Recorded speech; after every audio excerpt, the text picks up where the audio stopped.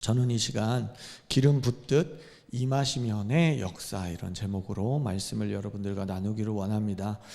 사도행전 1장 8절 말씀입니다. 사도행전 1장 8절 말씀. 네, 사도행전 1장 8절 말씀. 다 같이 합독하겠습니다. 시작. 오직 성령이 너에게 임하시면 너희가 권능을 받고 예루살렘과 온 유대와 사마리아와 땅끝까지 이르러 내 증인이 되리라 하시니라. 아멘. 이것은 하나님의 말씀입니다. 사람이 태어나서 가장 시급하고 중요한 일이 있습니다. 무엇입니까? 예수 믿고 천국 백성 되는 것입니다. 아멘. 그리고 예수 믿은 사람에게 가장 시급하고 중요한 일이 있습니다. 무엇일까요? 그것은 성령으로 충만을 받는 것입니다. 성령으로 충만받고 성령의 지배를 따라 성령의 인도하심으로 살아가는 것이 예수 믿고 천국 백성이 된 사람들에게 가장 시급하고 중요한 일입니다. 그래서 우리는 성령 교단마다 좀씩 용어가 다른데요.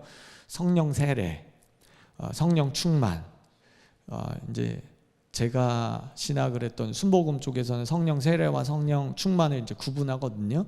이제 장로교 계열에서 이제 성령 충만으로 이제 동일한 개념으로 말씀을 하시고, 또 침례교에서는 성령 침례.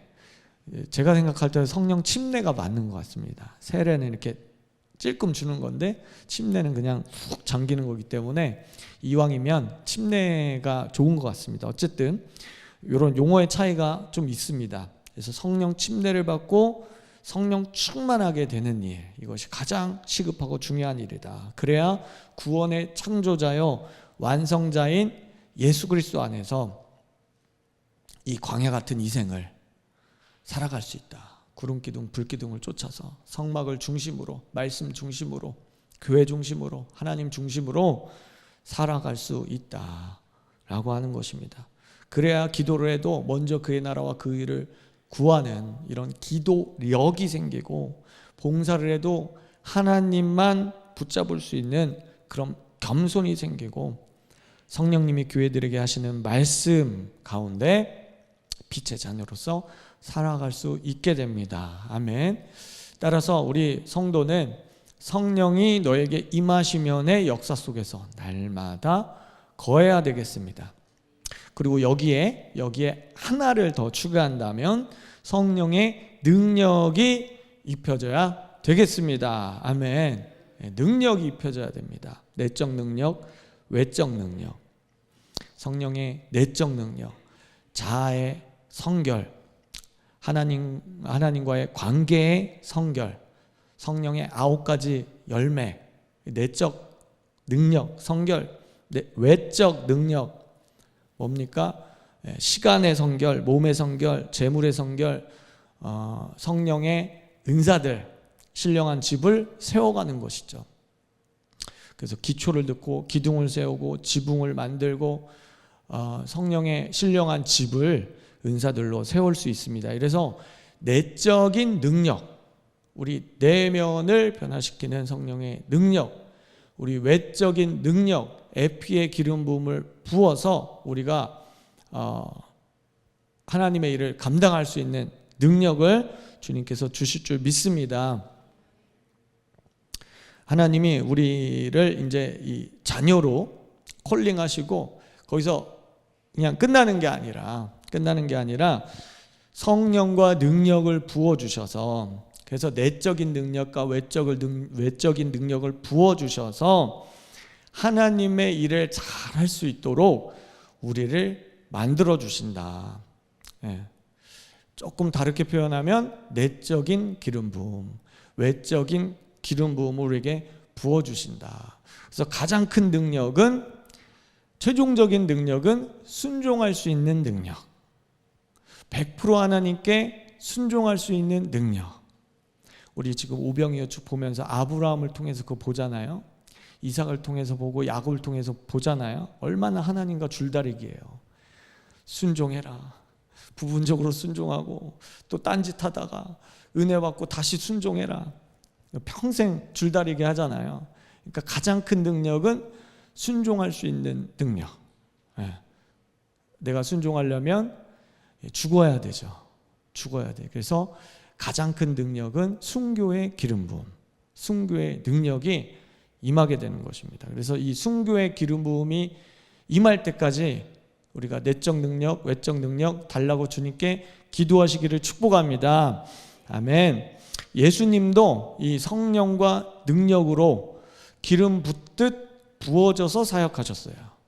예수님이 친히 하나님이시고 하나님의 아들이셨지만 하나님으로서 이 땅에서 사역하신 게 아니라 성령의 기름 부으심 안에서 잉태되고, 성령의 기름 부으심 안에서 세례받고, 성령의 기름 부으심 안에서 병든 자를 고치고, 성령의 기름 부으심 안에서 돌아가시고, 성령의 기름 부으심 안에서 부활하시고. 따라해 보세요. 성령의 기름 부으심 안에서, 성령의 기름 부으심 안에서, 성령의 기름 부으심 안에서 주님이 사역하셨다. 그리고 성령과 능력을 받으셨다. 옆 사람과 받았대요. 이렇게 한번 해보실까요? 받았대요. 받았대요. 그러니까 예수님의 이 신적 권위로서 사역하신 게 아니라 성령의 능력 안에서 행하셨던 거예요. 마가복음인가요? 누가복음인가? 제가 헷갈리네. 마가복음 같은데 성령의 이끌리심에 따라 광야에 가셔서 시험을 받으셨다. 그러니까 예수님이 모든 이 공생의 삶이 성령과 능력 안에서 사역하셨다. 사도행전 10장 38절로 한번 가보겠습니다. 사도행전 10장 38절 다 같이 시작. 나사렛 예수에게 성령과 능력을 기름 붓듯 하셨음에 그가 두루 다니시며 선한 일을 행하시고 마귀에게 눌린 모든 사람을 고치셨으니 이는 하나님이 함께 하셨음이라. 임마누엘로 끝이 되네요. 마무리되죠. 여기 보면 성령으로만 충만하셨을 뿐만 아니라 능력으로도 충만하신 거예요. 성령의 기름 부으심으로만 충만되신 게 아니라 성령의 능력으로도 기름 붓듯 pour out, 그냥 이 단어는 그냥 쏟아 붓는 거예요. 그냥 찔끔찔끔이 아니라 그냥 드럼통 안에 그냥 푹 잠겼다가 나오는 거죠. 우리가 샤워할 때 샤워기 틀어놓을 때 머리부터 발끝까지, 그래서 아론이 기름 부음 받을 때 찔끔 받은 게 아니라, 다윗이 기름 부음 받을 때 찔끔 받은 게 아니라 아론의 머리로부터 옷깃으로 수염을 적시고 발끝까지 다 적셔버리는 거예요. 그냥 확 드럼통으로 적셔버리는 거죠. 그래서 우리 워터파크 같은 데 가면은 위에서 막 물 확 떨어지듯이 그런 거 생각하시면 돼요. 그러니까 기름 붓듯이라는 단어는 그러니까 조금 이렇게 주는 게 아니라 기름 붓듯 왕창 준다. 그래서 성령과 능력을 기름 붓듯 하셔서 예수님의 이 3대 사역을 감당하실 수 있도록 주님께서 기름 붓듯 부어주셨다. 그래서 우리는 예수님이 내가 한 일을 너희도 할 것이고 나보다 더 큰 일을 하리라. 아멘. 그래서 우리는 주님 나에게도 성령과 능력을 기름 붓듯 풀아웃 부어주시옵소서 기도해야 될 줄 믿습니다. 아멘. 믿습니다. 아멘. 아멘 한 자에게 성령과 능력이 기름 붓듯 부어질지어다. 아멘.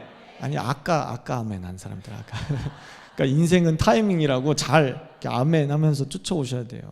아멘만 잘해도 은혜 받더라고요. 아멘만 잘해도, 그래서 설교를 개떡같이 해도 아멘만 잘해도 은혜 받아요. 그러니까 아멘. 예수님도 아멘 아멘 하셨잖아요. 그죠? 내가 진실로 원어로 보면 내가 아멘 아멘 이런 뜻이에요. 그래서 예수님도 아멘 아멘 이른다 이렇게 말씀하신 거예요. 그래서 예수님도 아멘 하셨고 우리도 아멘 해야 될 줄 믿습니다. 그러니까 다시 말해서 사도행전 10장 38절의 말씀에 의하면 성령의 충만, 성령의 침례와 성령의 능력은 다를까요? 같을까요? 자, 성령과 능력을 기름 붓듯 했잖아요. 그러면은 성령 받는 것과 능력 받는 게 같은 걸까요? 다른 걸까요? 네, 옆 사람한테 이렇게 말할게요. 다르대요. 네, 다르대요. 다른 거예요. 다른 거. 그러니까 성령과 능력이잖아요. 그러니까 Holy Spirit and Power 이렇게 돼 있어요. and 그러니까 다른 거예요. 다른 거. 그러니까 성령 받는 것과 능력 받는 게 다른 거예요. 저도 이제 거의 이제 같은 거라고 생각했어요. 같은 거라고 생각했는데 성경을 잘 보니까 성령의 기름 부음 받는 것과 성령의 능력을 받는 건 다르다. 별개다라고 하는 거예요. 따로따로다. 예를 들어서 제자들이 오순절날 성령의 불을 받죠. 뜨거움의 기름 부심이 임해서 그들이 뜨거운 사역을 하잖아요. 그래서 성령과 능력을 이 오순절날 120명의 제자들이 동시에 받아요. 동시에. 그러니까 우리가 어떤 분들은 예수님을 영접하는 그 동시에 성령이 부어지잖아요. 근데 대부분의 사람들은 예수님 영접하는 거 따로 성령 충만 받는 게 따로잖아요. 그죠? 그 성령의 외적인 그 표적으로 방언을 말하잖아요. 어떤 분들은 예수님을 영접하는 그 순간 거의 시간적으로 거의 동시적으로 성령의 세례를 받아요. 근데 대부분의 분들은 예수님 영접하는 것과 성령 세례 받는 게 달라요. 그렇죠? 이 시간차가 있어요. 시간차가. 마찬가지로 성령의 기름 부음을 받는 것과 성령의 능력을 받는 건 다른 사건이다라고 하는 거예요. 그래서 우리가 바울의 경우를 조금 살펴보면 바울이 다메섹 도상에 가다가 예수님의 방문을 받고 거듭나죠. 영접합니다. 그리고 사도행전 9장 17절 한번 보여주세요. 9장 17절에 보면 아나니아라고 하는 주님의 이 종을 보내서 형제 사울아 주님이 너로 다시 보게 하시고 성령으로 충만케 하신다. 영접하는 사건 따로 성령 충만 받는 사건 따로. 그렇죠? 그래서 이렇게 안수 받을 때 성령으로 충만을 받을 수 있어요. 또 우리가 통성으로 기도할 때 성령 충만 받을 수 있고, 그 다음에 이렇게 공동체적인 집단적인 기름 부으심이 임하는 장소, 이렇게 예배 드릴 때 또 기름 부으심이 집단적인 기름 부으심이 임할 때 그 도가니 안에 들어가 있을 때 성령 충만을 또 받을 수 있고. 근데 여기 이 경우 같은 경우는 안수할 때, 주의 종들이 안수할 때 성령 충만을 받게 된 거죠. 성령 충만 받을 때 이제 두 가지 일이 일어났죠. 여기 보니까 형제 사울아 주님이 너로 다시 보게 하시고, 다시 보게 하셨다. 그 다음에 성령 충만 받게 하셨다. 그러니까 안수 받을 때 이 두 가지 일이 바울에게 일어난 거예요. 그 이어지는 18절 19절에는 이 사울이 다시 보게 된지라는 말씀만 나와요. 자, 다시 보게 하리라, 다시 보게 되었다는 말씀만 나오지만 우리가 성경을 문맥적으로 볼 때 성령 충만도 같이 받았구나라는 것을 알 수가 있어요. 그렇죠? 무리한 해석이 아닙니다. 결국 그죠? 오히려 이게 이치에 맞는 해석. 그렇죠? 왜냐하면 아나니아가 예수님께서 너로 다시 보게 하고 성령으로 충만하게 하신다라고 했으니까. 그러니까 이 안수 받을 때 두 가지 일이 일어났다는 것을 우리가 알 수 있어요. 그러니까 바울이 이제 성령 세례를 받은 거예요. 성령의 기름 부심을 이제 체험한 거예요. 자, 사도행전 9장 18절에서 20절 우리 같이 읽어보겠습니다. 시작.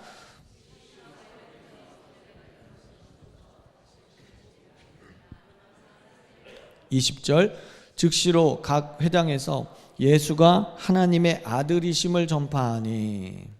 자, 눈이 보이지 않았는데 다시 보게 됐습니다. 그리고 성령 침례, 성령 세례의 사건이 일어났어요. 즉시로 한 게 뭐예요? 전도한 거예요. 전도. 선교적인 삶을 살아버린 거예요. 그냥. 그러니까 우리 예수 믿는 사람들은 전도대만 하는 게 아니라 선교적 삶, 이 전도적인 삶이 요구된 거죠. 우리의 삶에 요구된 거죠. 그래서 즉시로 나가서 복음을 전했습니다. 그리고 능력이 나타났다는 이 성경 기록은 없어요. 자, 즉시로 나가서 복음을 전하는 데 있어서 바울에게서 성령은 받았지만, 자, 성령 따로 능력 따로, 성령은 받았지만 능력이 나타났다는 말은 아직 없어요. 물론 바울의 전도 사역에서 능력이 나타나죠. 이제 뒤에서부터. 그러니까 이제 능력 전도, 요 시점에서 바울은 능력 전도라기보다는 말로 설명하는 전도로서 선교적 삶을 지금 살고 있는 거예요. 물론 이제 말로 복음을 전하는 것과 능력으로 복음을 전하는 것 둘 다 하나님 보실 때 너무너무 귀한 겁니다. 너무너무 귀한 거예요. 차별하지 않으시고 이 선교적 삶에 대해서 하나님은 너무너무 기뻐하시고 같은 상급을 주시고 너무 귀하게 보십니다. 할렐루야, 아멘. 네. 그래서 하나님의 나라에 이 선교적 삶을 사는 자들에게 큰 상급이 있게 된 줄 믿습니다. 자, 그러면 바울이 계속 이제 말로만 전도했느냐? 우리가 다 아시다시피 아니죠. 이제 병자를 고치기도 하고 막 옥문이 열리기도 하고 능력 사역이 일어나는 거예요. 그럼 그 시점이 언젠가인가? 성령과 능력은 별개인데 바울이 언제부터 이 능력이 나타났냐? 임하시면의 역사가 나타났냐? 기름 붓듯 성령의 능력이 부어지는 시점이 언제부터냐? 그것들을 우리가 좀 보기를 원해요. 자, 갈라디아서를 우리가 참고해서 보면 바울이 아라비아 광야에서 3년 동안 기도 생활을 했다는 것을 우리가 알 수 있습니다. 갈라디아서 1장 17절 18절에 보면 또 나보다 먼저 사도된 자들을 만나려고 예루살렘으로 가지 아니하고 아라비아 사막으로 갔다가 다시 다메섹으로 돌아갔노라. 그 3년 만에 내가 게바 베드로를 방문하려고 예루살렘에 올라가서, 이렇게 돼 있어요. 그러니까 예루살렘에 가서 사역을 하려고 할 때에 그러니까 바울이 성령 충만 세례를 받고 거듭나고 성령 충만 받은 이 바울이 예루살렘으로 가지 않고 아라비아 사막으로 가서 거기서 3년 동안 수도원 같은, 그러니까 거기서 어떤 일을 했는지 성경에 나오진 않아요. 그러나 우리가 추측할 수 있는 건 거기서 어떤 기도나 성경 연구나 예수 그리스도의 중심으로 자기가 지금까지 알았던 그 율법과 구약의 성경을 이 구속사적으로 계속 보게 되는 그런 눈이 열리기도 하고 그랬겠죠. 그래서 이제 예수님 다시 이제 예루살렘으로 갔어요. 3년 만에 예루살렘에 올라가서 거기서 이제 예수님의 두 번째 방문을 받습니다. 두 번째 방문을. 예수님이 예루살렘을 떠나라. 저들이 너의 말을 듣지 않을 것이다. 너의 말, 그러니까 말로 복음 전하는 너의 말을 듣지 않을 것이다. 그렇게 이제 말씀을 해주세요. 그래서 아직까지도 이 능력 사역이 나타나지 않고 말로 복음을 설명하고 전하는 그런 바울의 모습. 그래서 이 고향 다소에 가서 거기서 또 10년 동안 무명 생활을 하게 됩니다. 무명 생활을 했다라는 것이 성경학자들의 대부분의 일치된 그런 의견입니다. 우리 사도행전 11장 25절 보여주세요. 다 같이 시작. 바나바가 사울을 찾으러 다소에 가서, 자, 그러던 중에 바나바가 안디옥 교회를 개척을 하고 거기 이제 담임으로서 사역할 때, 야, 이 바울이 이렇게 같이 와서 사역하면 참 좋겠다. 참 좋겠다. 그래서 다소에 가서 바울을 권하여 본격적으로 목회 사역을 시작하게 됩니다. 거기서 이제 약 1년간 목회를 하고 성령님의 지시를 받아서 두 사람이 이방인의 사도로서 파송을 받게 됩니다. 사도행전 11장 26절, 만남에 안디옥에 데리고 와서 둘이 교회에 1년간 모여 있어 큰 무리를 가르쳤고, 그 다음에 사도행전 13장 2절 3절, 주를 섬겨 금식할 때에 성령이 이르시되 내가 불러 시키는 일을 위하여 바나바와 사울을 따로 세우라 하시니 이에 금식하며 기도하고 두 사람에게 안수하여 보내니라. 자, 요때부터 비로소 바울에게 성령의 능력이 나타나기 시작합니다. 할렐루야. 그러니까 성령의 기름 부음, 성령 충만을 받고 지금 최소 몇 년이에요? 14년 내지 15년 정도 기간이, 이 텀이 있어요. 능력 사역이 나타난 게 텀이 있다는 거예요. 여러분, 바울이 누굽니까? 유대인 3대 신학자라고 알려진 가말리알의 제자잖아요. 그 유대인이에요. 구약에 능통했습니다. 1000년에 한 번 나올까 말까 한 신학자 중에 신학자였습니다. 탁월한 이 신학으로 성경을 풀었어요. 설득력 있는 말로써 복음을 전했습니다. 그리고 영적인 체험도 이분은 예수님의 방문을 2번씩이나 받은 사람이에요. 나중에 한 번 더 받지만 2번씩이나 예수님 만날 때부터 예수님의 음성을 듣고 예수님 방문을 받고 성령 체험을 했어요. 그리고 3층전도 경험했던 영적인 사람이에요. 그런데 하나님의 때가 돼요. 이제 능력 전도를 할 수 있는 성령의 능력이 입혀지니까 날개에 날개를 이제 단 거죠. 할렐루야. 아멘. 다시 말해서 바울이 거듭났습니다. 그리고 성령의 침례를 받았습니다. 그리고 성령의 능력을 또 이제 받게 되는 이 기간이 약 14년에서 15년 정도 흐른 뒤에 성령의 능력을 받게 됐다. 이렇게 바울의 케이스를 보면 성령 충만을 받는 것과 성령의 능력을 받는 것은 별개의 사건이라는 것을 우리가 알 수가 있습니다. 그러니까 예수님의 제자들의 경우는 성령 침례를 받자마자 오순절 마가의 다락방에서 성령의 능력이 입혀졌죠. 그런데 바울의 경우는 성령의 침례를 받고 한참 후에 성령의 능력을 받게 된 거예요. 이런 차이가 있어요. 자, 그러면 왜 이런 차이가 있을까요? 왜 이런 차이가 있을까요?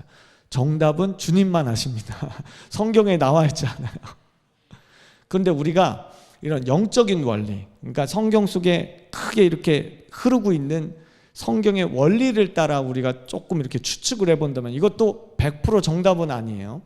그러나 우리가 이렇게 가능성 있는 영적인 원리로서 추측을 해본다면 제자들은 예수님과 3년 반 동안 동거동락하면서 예수님께 직접 배우고 예수님의 사역을 직접 보고 또 파송도 받고 또 피드백도 받고 전인적으로 영적인 오감으로 예수님과 동거동락하면서 이렇게 훈련을 받았다면 바울은 예수님을 대적하는 자 중에서 대적하는 자, 예수님을 대적하는 자에서 갑자기 예수 믿는 크리스찬이 됐기 때문에 아무래도 하나님께서 이런 능력의 사람으로 사용하실 수 있는 그릇이 되기까지 준비 기간이 필요하지 않았는가, 그렇게 이제 추측을 해볼 수 있는 거죠.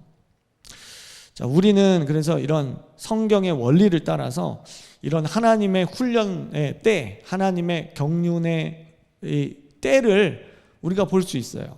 아브라함 같은 경우는 몇 년 걸렸어요? 약속받고 75세 때 약속받고 100세 때 아들을 얻었잖아요. 25년 걸렸는데 거기서 끝이 아니에요. 그 이삭을 드리기까지 또 수십 년이 또 걸려요. 하나님이 이제야 너가 나를 믿는다는 걸 이제야 알겠다. 그러니까 수십 년이 더 걸린 거예요. 요셉 같은 경우는 13년 걸렸고, 모세는 80년이 걸렸고, 다윗도 기름 부음 받고 왕으로 쓰임 받는데 약 15년이 걸렸고, 이런 다름의 시간이 있다는 거죠.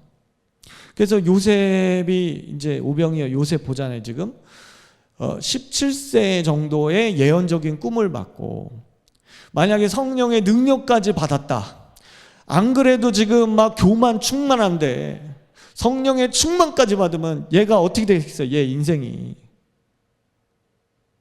그죠?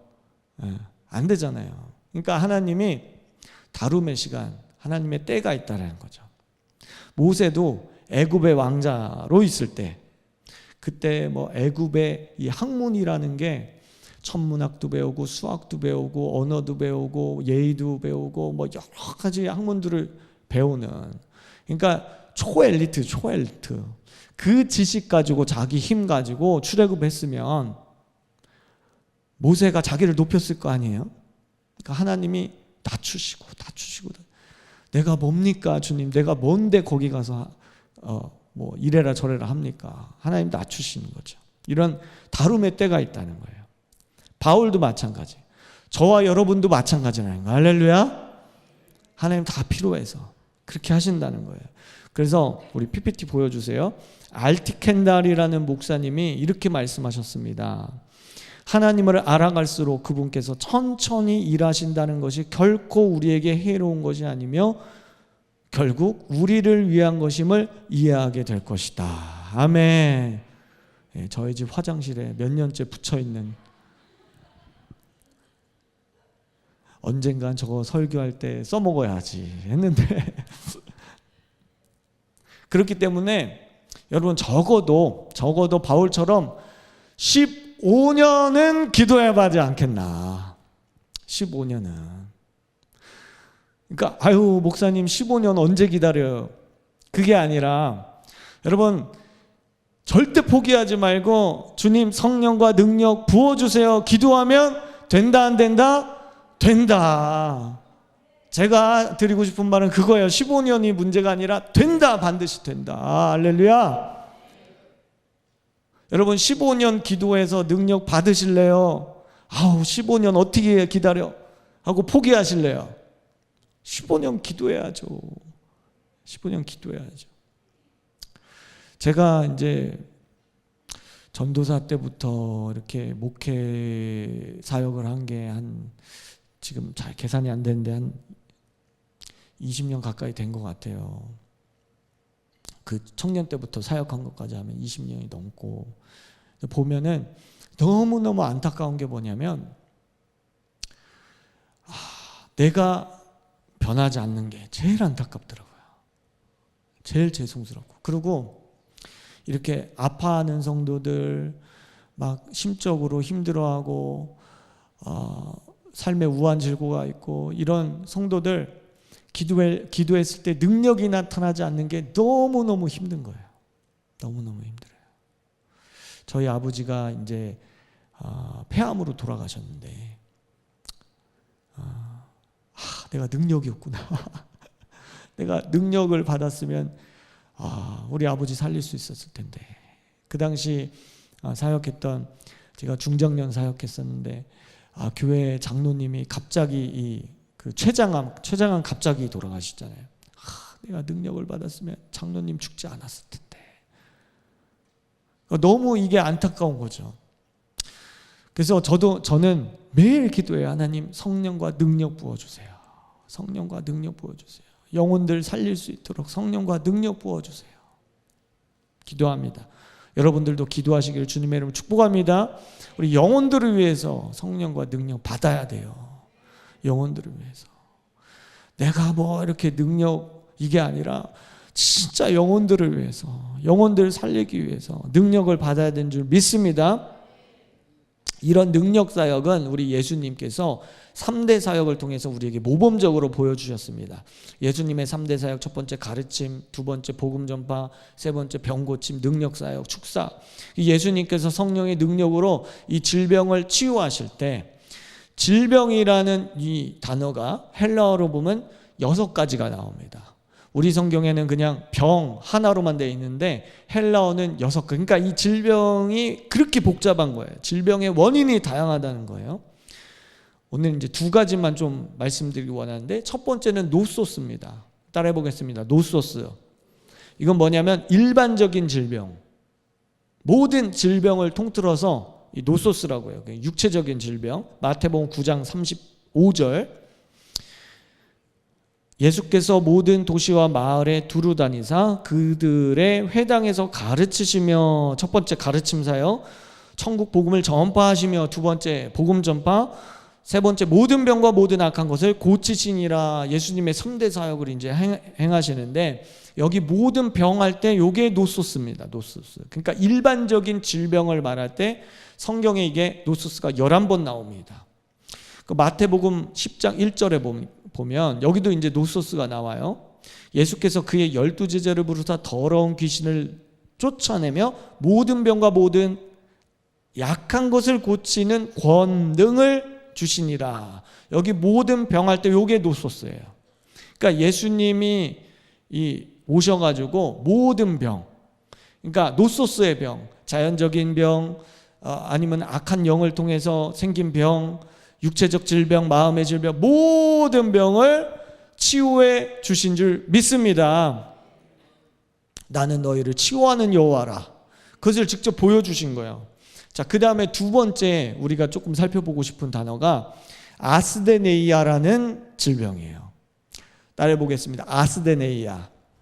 예, 아스데네이아. 이게 이제 명사로 될 때 아스데네이아가 되고, 이게 형용사가 되면 아스데네스, 그다음에 동사가 되면 아스데네오 이렇게 되는데, 아스데네이아라는 요 단어가 성경에 총 79번이나 나와요. 노소스는 11번인데 아스데네이아는 무려 79번이나 나와요. 그러니까 성경에 자주 나오는 거는 중요하다는 뜻이죠. 그만큼 심각하다는 뜻이니까 많은 질병 중에, 이 6가지 질병 중에 아스데네이아라는 질병이 제일 많다는 거예요. 제일 많다는 거예요. 그럼 이제 이 아스데네이아가 뭔지 우리가 확인하면 되잖아요. 자, 이게 약함, 나약함, 아름, 허약함 이런 뜻이에요. 그러니까 이 아스데네이아라는 거는 쉽게 말해서 질병의 원인이 되는 거예요. 질병의 원인. 그러니까 우리가 바이러스가 들어오면 그게 질병의 원인이 되듯이 그 바이러스 같은 게 아스데네이아가 되는 거예요. 이게 감기로 가면 감기, 이게 뭐 위로 가면 위병, 뭐 머리로 가면 두통, 뭐 이렇게 이 원인이 되는 게 아스데네이아다. 그럼 이 아스데네이아라고 하는 이 질병이 성경에 그렇게 많이 나오는데, 이 유명한 말씀이 있죠. 마음은 원이로되 육신이 약하도다. 그 약하도다 할 때 이게 아스데네이아예요.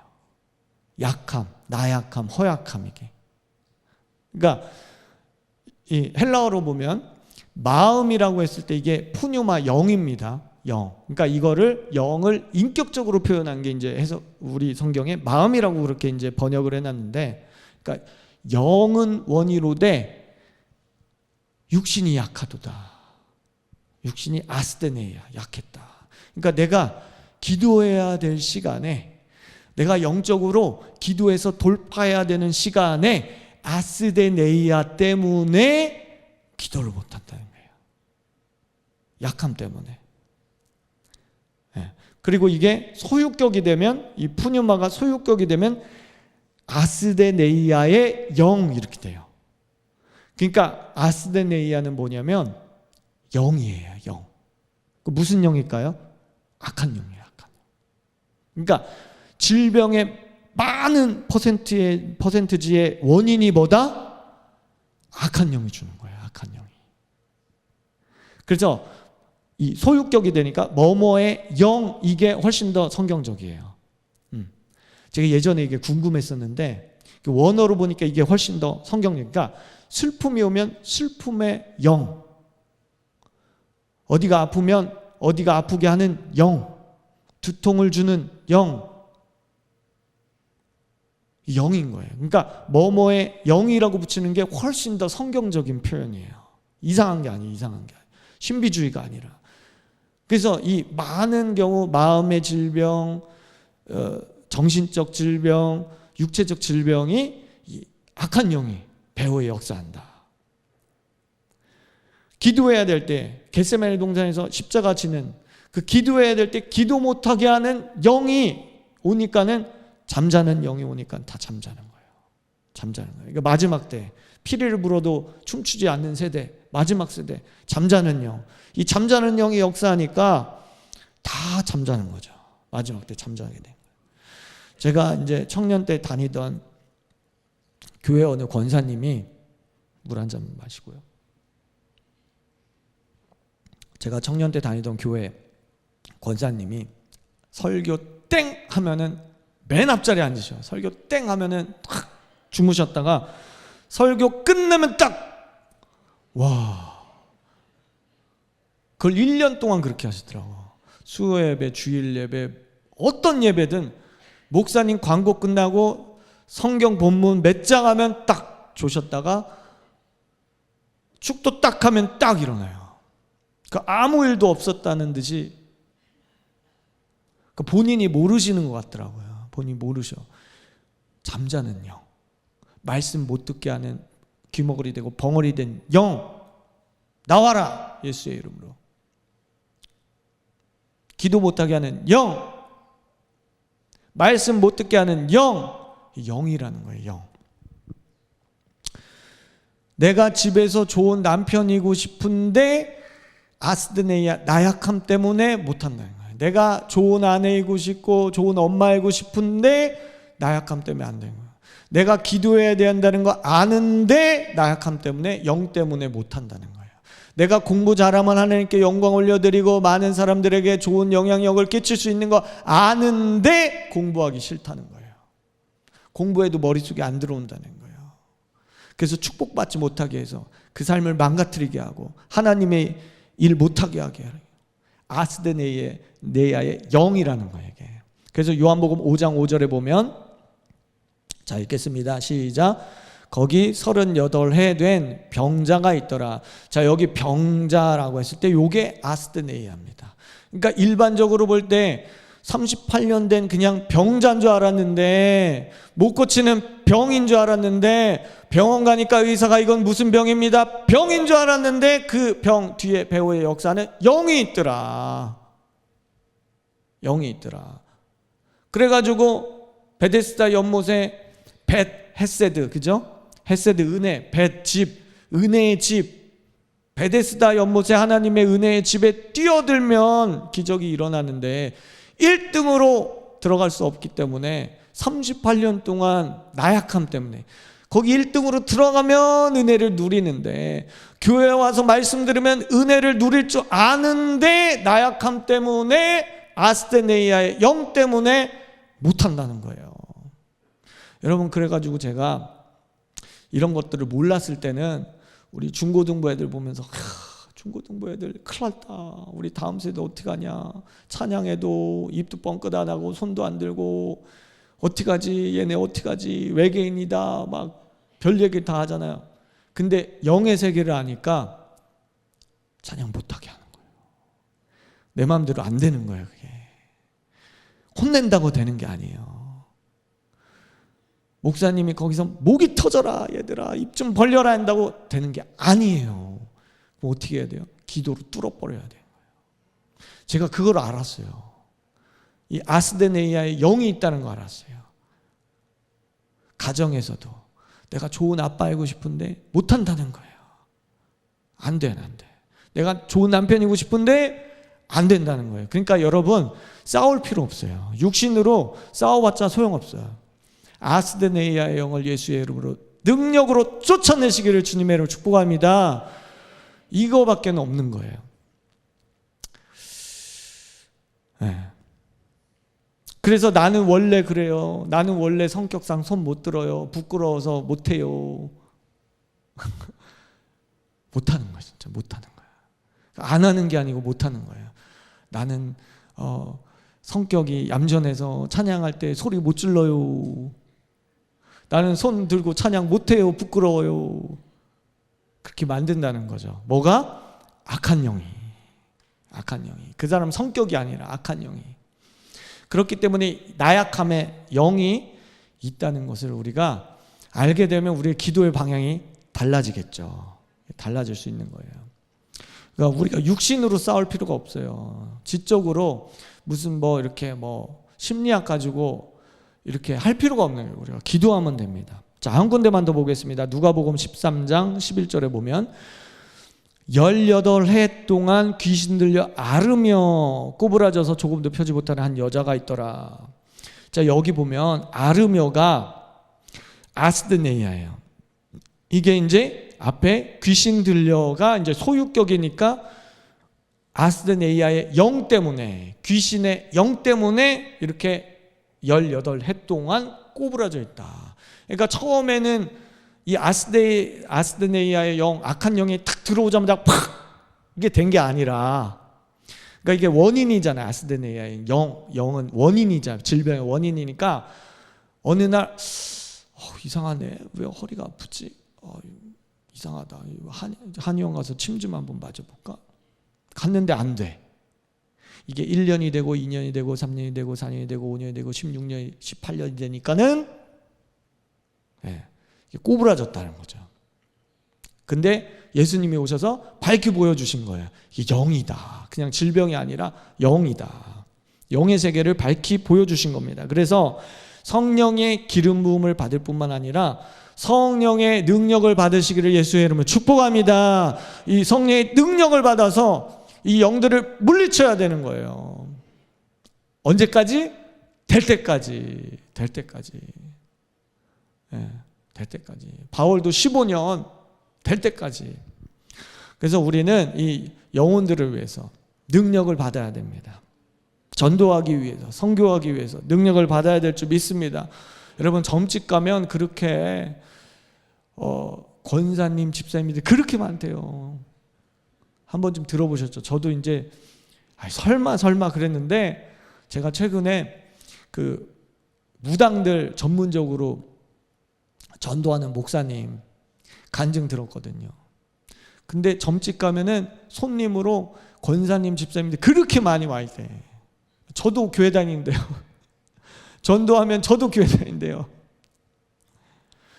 여러분, 교회에서 이러한 능력이 풀어지면 영혼들을 살릴 수 있는 엘리사의 세대, 갑절의 기름 부으심 받은 엘리사의 세대, 그런 조국 교회가 될 줄 믿습니다. 최소한 점집보단 나아야 되잖아요. 그죠? 능력을 받아야 되는 줄 믿습니다. 그래서 우리는 할 수 있다. 주님이 함께 하시면 할 수 있다.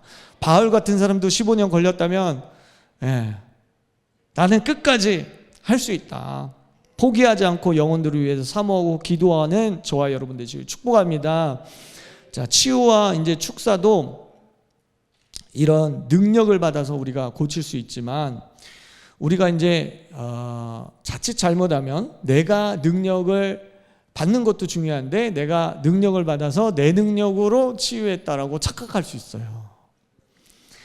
그러니까 우리가 물을 끓이는 데 있어서 99도에는 안 끓다가 임계점 100도가 딱 됐을 때 이제 끓듯이, 이 사람을 위해서 목사님도 기도하고 전도사님도 기도하고 부모님도 기도하고 목장에서도 기도하고, 기도가 쌓였을 때 어떤 사람이 탁 안수했을 때 그게 임계점이 탁 돼서 이제 치유가 되는 거거든요. 그러니까 어떤 사람에게 안수받아서 치유받았어요 하는 거는 맞는 얘기지만 가로 열고 틀린 얘기예요.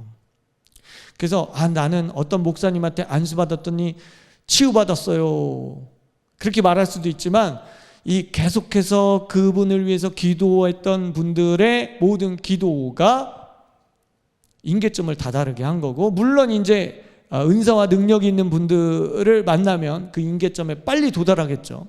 그래서 이 치유는, 그래서 우리가 이제 치유 기도를 해줄 때 어느 분 기도를 받고 치유를 받았다, 이 얘기는 맞는 얘기지만 또 가로 열고 틀린 얘기고 부분적인 얘기고, 그렇기 때문에 내가 이 사람 치유 기도해서 병이 낫겠어 하는 것도 사실은 불필요한 생각인 거예요.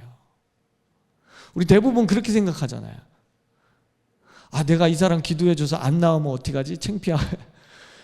창피할 게 아니에요. 그러니까 모든 그러한 기도가 쌓여서 하나님의 때가 됐을 때 바울처럼 능력이 나타나게 되는 줄 믿습니다.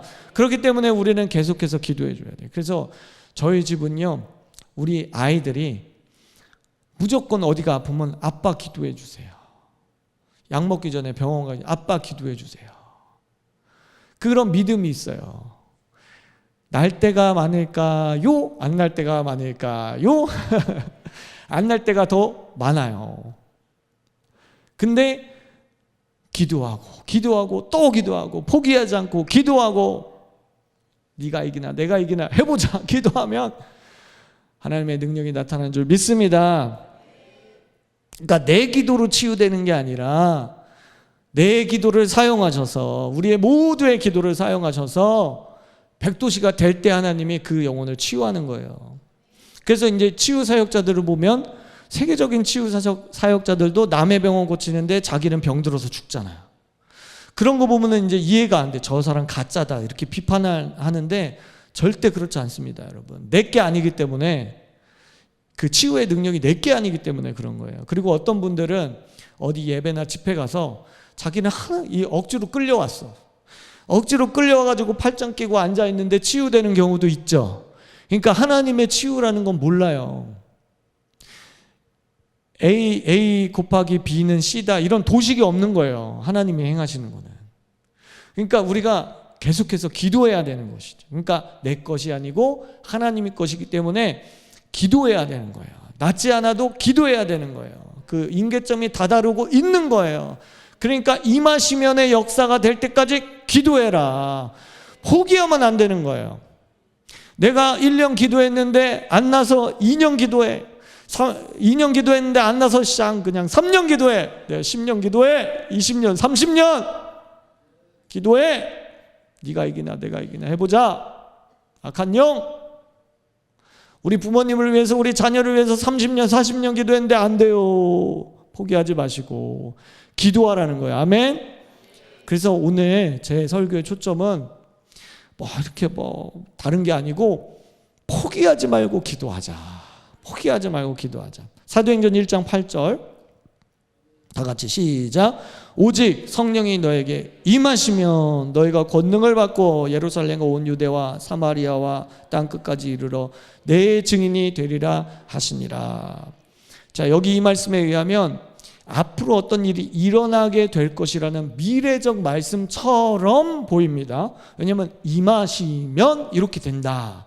그러니까 자, 우리 성경이 이렇게 돼 있는데 이거를 헬라어 원어로 보면 앞으로 일어나게 될 것의 미래 시제가 아니고 재밌게 요 임하시면이 과거 시제예요. 이미 이 성령이 너에게 임했다. 이미 임했다. 과거 시제로 되어 있어요. 그러니까 이미 일어난 일로 되어 있다는 거예요. 그러면 예수님이 문법을 잘못 사용하신 게 아닐 텐데 왜 임하시면이라는 요 미래적 이 시제를 가지고 과거 시제로 말씀하셨을까? 여러분, 헬라어에는 독특한 용법이 있어요. 그때와 언제 이루어졌다 하는 이 때를 말하는 과거 용법이 있고 때를 말하지 않는 과거 용법이 있어요. 좀 어렵나요? 그냥 어려우면 그런 게 있다. 그냥 넘어가시면 돼. 자, 그래서 이 때를 말하지 않는 이 과거 용법이라는 게 뭐냐면 몇 날, 몇 시, 몇 초에 이 일이 이루어진다. 요 때가 정해져 있지 않다는 거야. 그러니까 운명론이 아니고, 우리 기독교 신앙은 운명론이 아니에요. 여러분, 예정론도 운명론으로 생각하시면 안 돼요. 누구는 선택해서 구원받고 누구는 유기해서 지옥 가게 하고, 이런 운명론이 아니라는 거죠. 그러니까 요게 때를 말하지 않는 과거 용법이 부정 과거 용법이라고 하는데, 이 부정이라는 거는 어떤 것을 반대한다는 뜻이 아니라 때가 정해지지 않았다. 운명적인 게 아니다. 그냥 너는 가만히 있어도 그 시간 되면 하나님이 역사하는 게 아니라, 이루어지는 게 아니라, 때는 정해지지 않았지만 반드시 하나님이 이 시작하신 일은 반드시 이루신다. 아브라함, 이삭, 야곱 보면은 진짜 이 개판 5분 전이잖아요, 신앙. 근데 하나님이 반드시 언약 백성이기 때문에 끌고 가잖아요. 마침내 이루시잖아요. 다윗을 통해서 또 예수님을 이 구속사의 족보를 주시잖아요. 반드시 이루시는, 요게 부정과거 용법이라는 거예요. 그러니까 언제 일어날지 때는 모르지만 반드시 일어난다. 반드시 성취된다. 그래서 임하시면이 요 부정과거 용법으로 되는, 그러니까 반드시 내가 이루어주겠다. 내가 한다. 너는 기도해라. 그 때를 위해서 기도해라. 포기하면 안 된다. 기도해라 라고 하는 거예요. 그러니까 우리 기독교 신앙의 이 예정론이라는 거는 운명론이 아니라는 거죠. 오늘 점심 때 깍두기 먹을지 김치 먹을지, 하나님이 여기 가름마를 왼쪽으로 탈지 오른쪽으로 탈지 하나님이 다 정해놓고 우리가 로봇처럼 하나님의 그 운명에 따라가는 게 아니라 우리의 자유의지를 하나님이 작동시켜서 그 일을 하게 하신다니까. 이 부정과거 용법, 언제 백도시가 될지 모르지만 믿음과 언약 안에 머물러 있으면 하나님 반드시 이루어 주신다. 그래서 이것이 하나님의 때에 관한 성경적인 관점입니다. 그래서 하나님께서 너를 통해 시작하신 일이 완성된다. 예를 들어서 여러분 가스불 탁 켜잖아요. 그럼 그릇의 이 용기의 재질이나 물의 온도의 처음 시작점에 따라서 다 끓는 점이 다르잖아요. 그죠? 가스불 켜면 어떤 그릇에 물이 담긴 거는 1분 만에 끓고 어떤 거는 30분 돼도 안 끓고 다 다르지만 언젠가는 끓는 거야. 맞죠? 맞잖아요. 언젠가는 반드시 100도씨가 돼서 끓는 거예요. 그러니까 뭐예요? 포기하지 말자. 포기하지 말자. 요셉은 13년, 다윗은 15년, 모세는 80년 걸렸다. 포기하지 말자. 하나님이 시작하게 하셨으니까 반드시 임계점이 온다. 믿음 안에서 능력이 나타난다. 임하시면의 역사가 나타난다. 그래서 이게 과거 시제로 사용하면서 하나님의 강력한 의지를 보여주는 겁니다.